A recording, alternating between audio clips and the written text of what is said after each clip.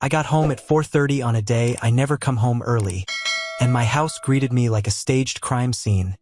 Clean, quiet, wrong. I didn't have proof yet, but my body already knew the concrete had cracked.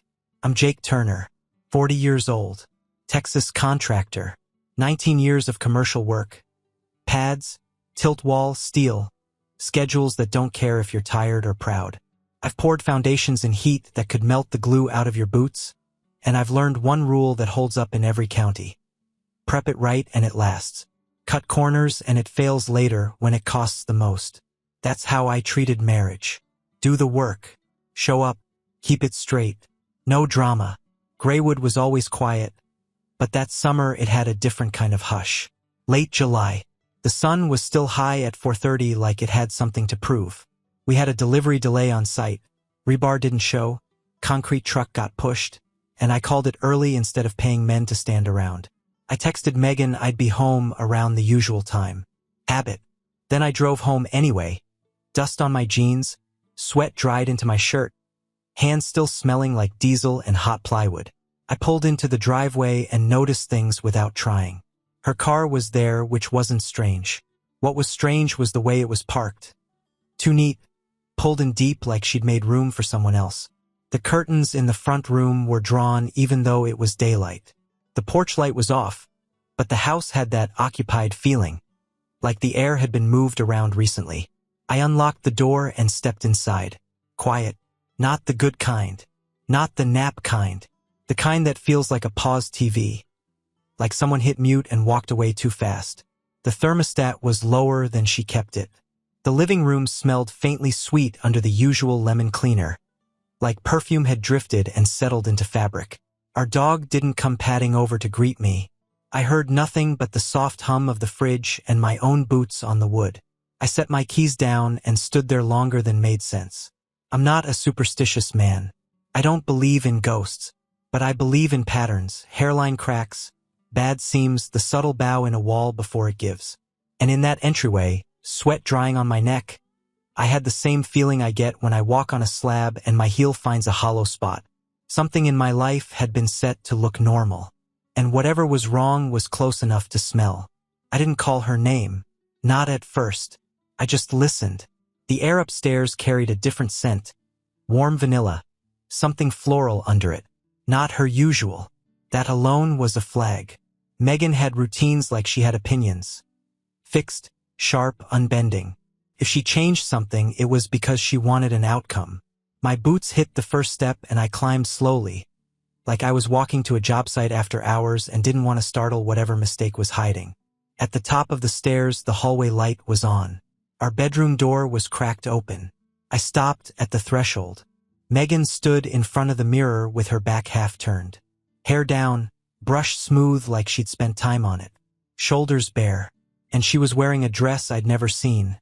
Sheer, nude-colored, the kind designed to pretend it isn't trying while doing nothing else. It wasn't for groceries. It wasn't for family. It wasn't for me. Her eyes met mine through the glass. No scream. No scramble. No guilty flinch. Just a pause. Then the temperature dropped in her face like someone turned off a heater. "You're home early," she said. "Not why are you home? Not everything is okay. Just inconvenience." Like I'd shown up to a meeting I wasn't invited to. I took a breath and looked past her at the bed. Neat. Too neat. The kind of neat that isn't normal living, it's reset. "What's that?" I asked, nodding at the dress. She turned a little more so I could see it better. Like she was presenting it. Like it was normal. "A dress," she said. "I can see that." She watched me in the mirror the way a person watches a dog to see if it's going to bite. "Where are you going?" I kept my voice even. Came out calm on purpose. Anger had already arrived, but I didn't give it the keys. Megan's mouth tightened. Not fear. No shame. Just irritation, like I was being slow. "Out," she said. "Out where?" I asked. She picked up a small bottle from the dresser. My Christmas gift to her last year. She dabbed it on her neck without looking away from me. "With someone," she said. "Not you." There are moments that don't feel real. Not because they're dramatic, because they're clean. Too clean. Like a blade. I waited for the follow-up, the fake laugh, the "I'm kidding," the excuse that gives you something to argue with. Nothing came. She didn't panic because she wasn't improvising. She'd already rehearsed the scene where I was late and she was gone. In her head, I had a schedule problem, a delay, something to route around. "You're telling me that it's normal," I said. "It is," she replied, and the contempt in her voice wasn't loud, just settled. "It's been normal." That's when it hit harder than the dress. Not that she'd betrayed me, that she'd already filed me under background noise and moved on like it was my fault for still standing where I belonged. She expected something from me. I could see it in the way she held her chin up, like she was bracing for impact, like she'd already decided I'd be the kind of man who yells, begs, breaks something, gives her a story she could repeat later to make herself the victim. I didn't give her that. There's a moment on a job site when a pour goes sideways. Pump clogs, forms start to bow, a crew starts looking at each other like panic is a plan. The guys who lose it make the damage worse. The guys who go quiet fix it. That same switch flipped in me, not because I didn't feel it, because I felt it too clearly. My chest tightened, my hands got cold, my hearing sharpened, and then the emotion slid back behind a wall like it belonged there. All I could think was, okay, now I know what this is. Megan finished with her hair, adjusted the straps like she was dressing for a photo shoot, not walking out of our marriage. She grabbed her purse and glanced at me like she was checking whether I'd learned my place. "You going to say something?" she asked. I looked at her, really looked. Not the woman I'd built a life around. Just a person in my bedroom wearing a stranger's intention. "No," I said.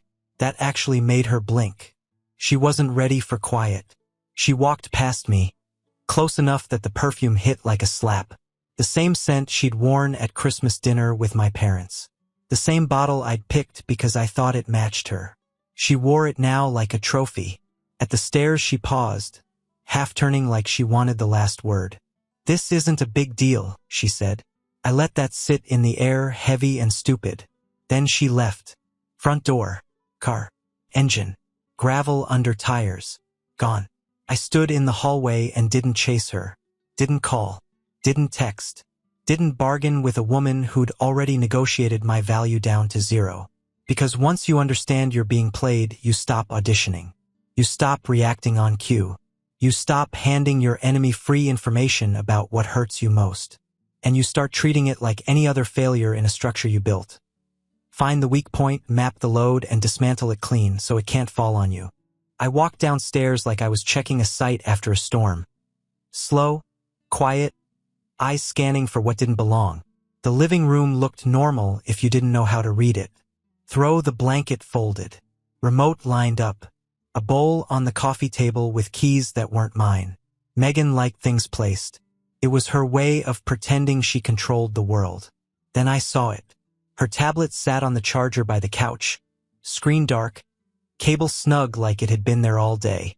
She must have walked past it on her way out and didn't even think about it. Because she didn't think about the consequences. She thought about convenience. I picked it up. It was warm. The lock screen lit and asked for the code. Our anniversary. That's the kind of joke life tells when it hates you. I typed it in on the first try. The screen opened like it trusted me. Like it still believed I belonged inside her life. Messages. Email. Apps stacked with little red numbers like they'd been building for months. I didn't rush. Rushing makes you miss things. I opened the thread that was already sitting there. Evan Price. Real estate guy. Perfect teeth. Handshake like a politician. I'd met him twice at charity events and once at a chamber mixer. He'd looked me in the eye, smiled, and asked about my work like he respected it. The thread read like two people talking about a project. Scheduling, planning, laughing about close calls. And then it got casual in a way that turned my stomach, like I was furniture they moved around. I scrolled back further. Kyle Mercer, IT consultant. An unforgettable face. Quiet voice. The kind of man people don't notice until he's already inside the system. Their messages were different, more frequent, more practical, like he'd become a habit. 2 affairs. Not a mistake. Not a moment. A routine. And the deeper cut wasn't the flirting or the secrecy. It was the way they talked about me. Like I was a dumb laborer. Like I existed to build and pay and stay out of the way. Megan didn't defend me. She joined in. Then I found the part that turned my anger into something colder. They weren't just cheating. They were planning. Divorce timelines. Money. What she could get. What I'd never see coming. Jokes about me being too busy to notice. Talk about making me look like the bad guy if I pushed back. I set the tablet down carefully. Not because I was calm. Because I'd just seen the full blueprint. And now I knew exactly what had to be torn out. Next morning I got up like it was any other day. Shower. Coffee. Boots. Truck. Megan's side of the bed was empty. Her toothbrush sat there like a prop. The house still smelled like her perfume. Like she tried to stain the air on her way out. I didn't touch a thing. I didn't throw anything. I didn't process it. I went to work. Concrete doesn't care what your wife did. Schedules don't pause for heartbreak. Men still expect you to know what you're doing when they're staring at a problem and waiting for direction. And that helped, because it reminded me who I was before I ever met her. All morning I ran the site on muscle memory, checked forms, signed off on materials. I walked the line where the slab would be, thinking about load paths and failure points while my phone sat heavy in my pocket like a tool I hadn't used yet. At lunch, I sat alone in my truck with the windows up and the AC running. Then I called Travis Cole. Travis and I go back to the Army. Same dirt, same boredom, same moments that separate talkers from men who can function under pressure. When he got out, he didn't drift. He sharpened. He became the guy people hire when they need facts without fireworks. Private investigator now. Licensed. Careful. Quiet. He answered on the second ring. Turner, he said. No hello. No small talk. Cole, I replied. Are you still working? A pause. Like he was measuring the weight in my voice. Yeah, he said. What happened? My wife, I said. I kept it simple. 2 men. I have messages. I need names turned into timelines. Another pause. Then his tone tightened, not emotional, just focused. You safe? I'm fine, I said.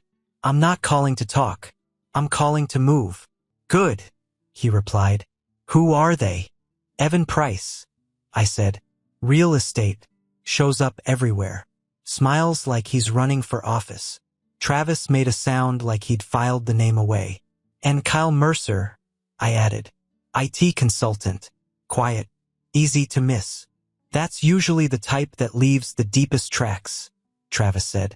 I want everything, I told him. Background, finances, family situations, routines. If they've got wives, I want to know who those wives are. If they've got employers, I want to know who signs their checks. If they've got debt, I want to know where it's bleeding from. What's your goal? He asked. I stared through the windshield at a line of trucks moving past the site like nothing in the world had changed. My goal is to stop being the only person in this story without options, I said. I'm not confronting anyone. I'm not threatening anyone. I'm just done being surprised. Travis exhaled once, quiet approval. Send me what you have, he said. Screenshots, dates, names. Keep your hands clean. Don't tip them off. I can clean, I said. I know, he answered. That's why you called me. Travis picked the place. A highway diner outside Graywood where the coffee tastes like it's been reheated since '98 and the booths are cracked vinyl patched with duct tape.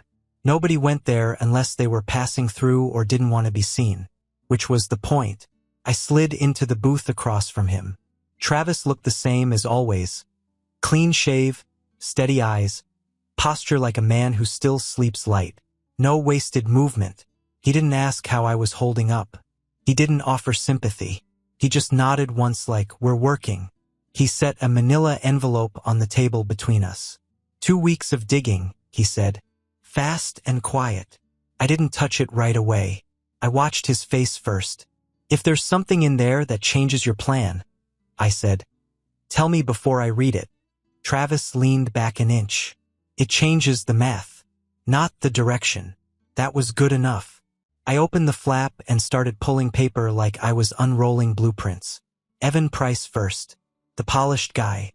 The public smiles. Travis had him mapped in clean lines. Business filings, credit traces, court records, patterns of cash flow that didn't match the lifestyle. He's floating, Travis said.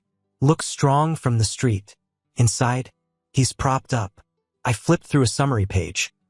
Missed payments, late notices, loans stacked on loans, a couple of accounts that had been shuffled around like someone trying to hide a leak instead of fixing it. And his wife? I asked. Travis tapped one line with his finger. That's the real foundation. Her family. I read it twice. Powerful last name. Local influence.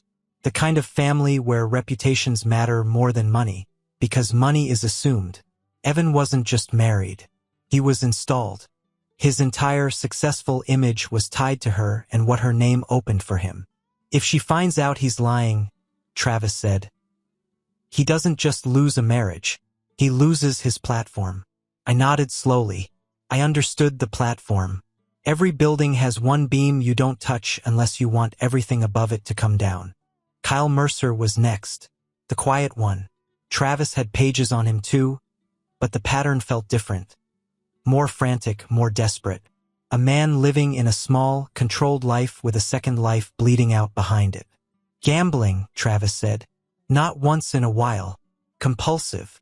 I scanned the dates, the amounts, the transfers. Small at first, then bigger, then patterned like a heartbeat. Debt? I asked. Drowning, Travis said. And here's where it gets ugly. He slid one page to the top, highlighted lines, neat notes in Travis's handwriting. Kyle had been skimming, not from strangers, from his work, from accounts that relied on him being invisible. It wasn't a theory either. It was documented. Mismatched entries, rounded numbers, timing that repeated like he thought nobody would ever look close. His wife? I asked. Travis's mouth twitched.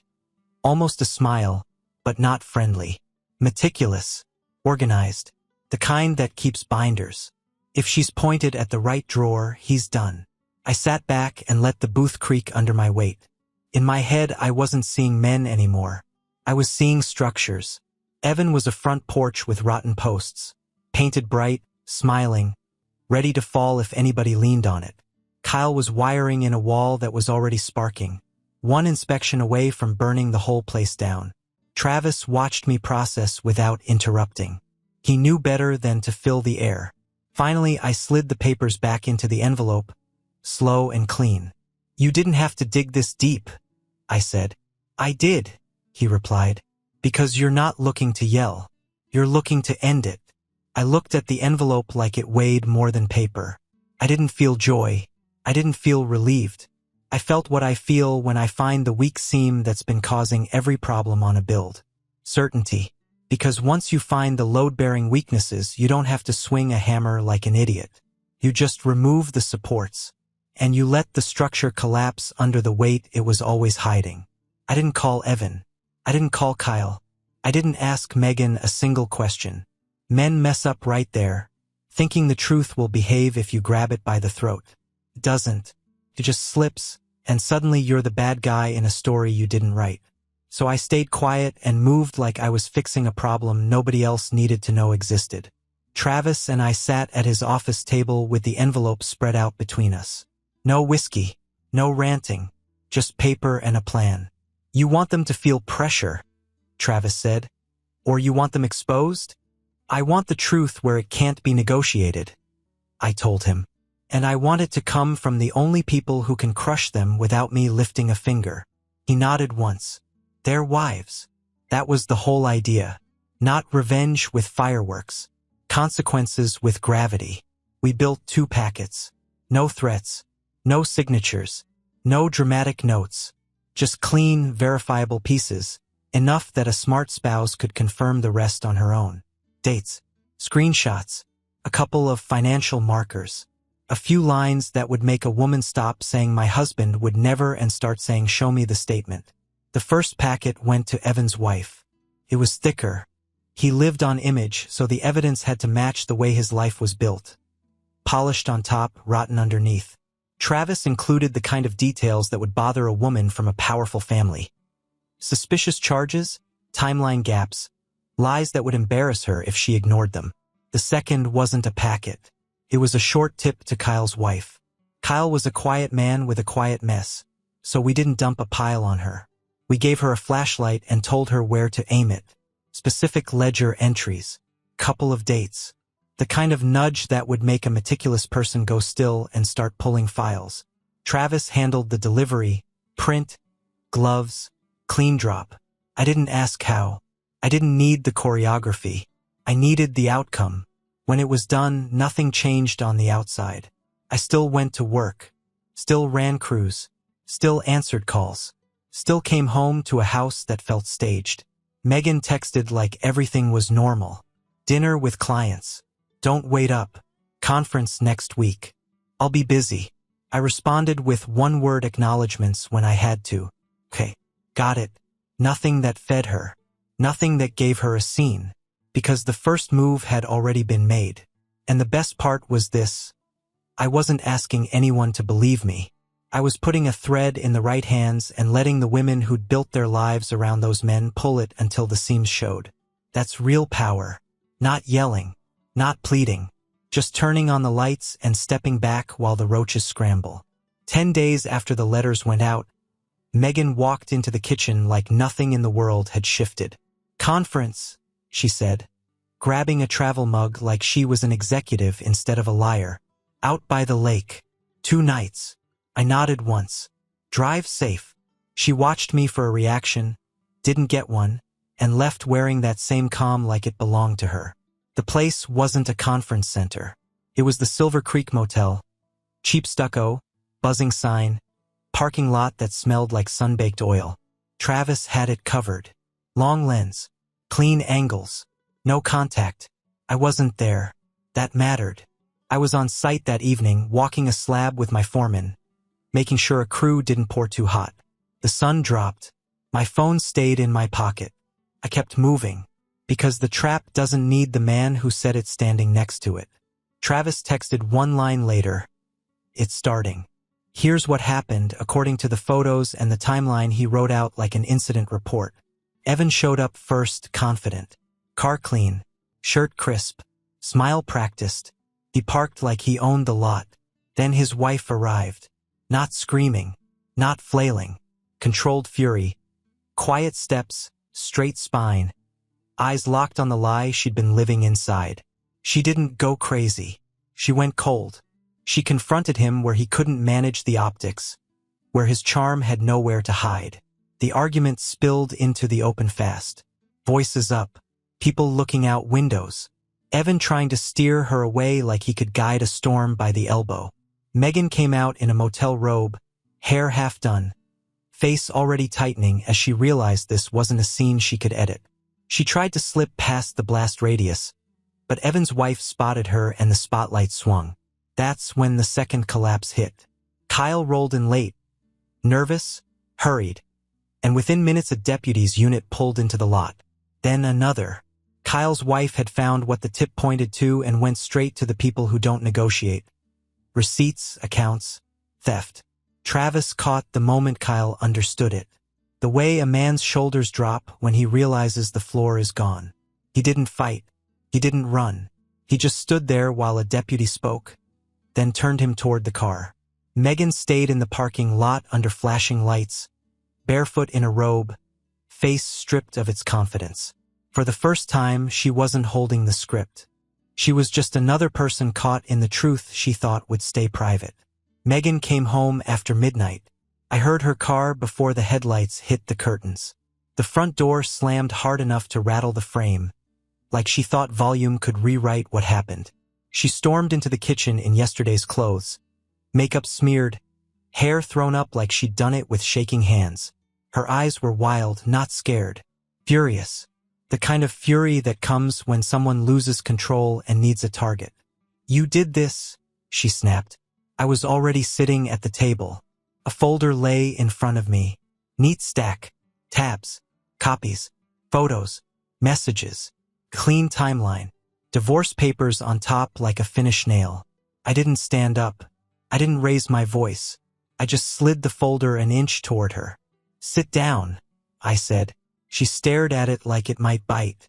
I'm not, she started. Sit, I repeated. Calm as a foreman talking to a man about to lose a finger, she sat. Not because she respected me, because she saw something in my face she couldn't push around. I opened the folder and turned it so she could see the first page. Screenshots of her own words, dates, names, the plan. The part where they laughed about taking me apart in court like it would be fun. Her throat moved. She swallowed. You went through my stuff, she said, reaching for the one complaint she could still pretend made her right. You left it unlocked with our anniversary code, I replied. That's not privacy. That's arrogance. She tried to regroup, tried to turn it into an argument. Evan's wife is psycho, she said. Kyle's wife called the cops. I got humiliated. You got seen, I corrected. There's a difference. Her eyes flashed. So you set them up. I leaned back, hands flat on the table. I didn't threaten anyone, I said. I didn't lie to anyone. I didn't touch anyone. I didn't even show up. I tapped the folder. All I did was make sure the truth didn't stay buried. She looked down at the divorce papers like she'd never expected paper to have weight. You're divorcing me, she said, as if saying it out loud might make it unreasonable. I'm ending this, I said. On my terms. She pushed the papers away like they were dirty. You can't just, after 15 years. You did, I said. You just did it in stages. That landed. Her mouth opened, then shut. She reached for anger again because it was easier than shame. What do you want? She demanded. I slid a pen across the table. I want you to sign, I said. Quietly. I pointed to the organized stack beside the papers. Or we do it loud. Every message. Every plan. Every little joke about me. Public record. Courtrooms love documentation. Her hands hovered over the page. I trembled once. The confidence she wore like jewelry had cracked. And now she was trying to hold it together with bare fingers. You're blackmailing me, she said. I shook my head once. No. I'm offering you the last clean exit you're going to get. She signed. Took 3 minutes. That's what 15 years cost in the end. 3 minutes of ink and a woman trying not to cry because crying would mean she'd finally admit she'd miscalculated. She left Greywood broke the way she tried to leave me broke. Only she didn't have the skill set to rebuild. She didn't have crews who'd follow her, clients who trusted her, or hands that knew how to fix what was damaged. Weeks later, a thunderstorm rolled through and she came back. Same driveway, same front porch, different faces. She stood there soaked, mascara running, voice soft like she'd found religion. Jake, she said, please, I made a mistake. I don't have anywhere else. I didn't step aside. I looked at her the way you look at a house you used to live in after you've seen the mold behind the walls. You didn't love me, I said. You loved what my work bought you. I paused, just long enough for the truth to do its work. And now you don't have it. Her lips parted. She tried to speak. I didn't give her the room. I closed the door. I locked it. Later, I stood on a rooftop at sunset. One of my projects, steel and concrete holding steady against the sky. Wind in my face. City lights waking up below like a promise. Real revenge isn't violence. It's final. It's building a life that still stands after the people who tried to sabotage you turn into dust.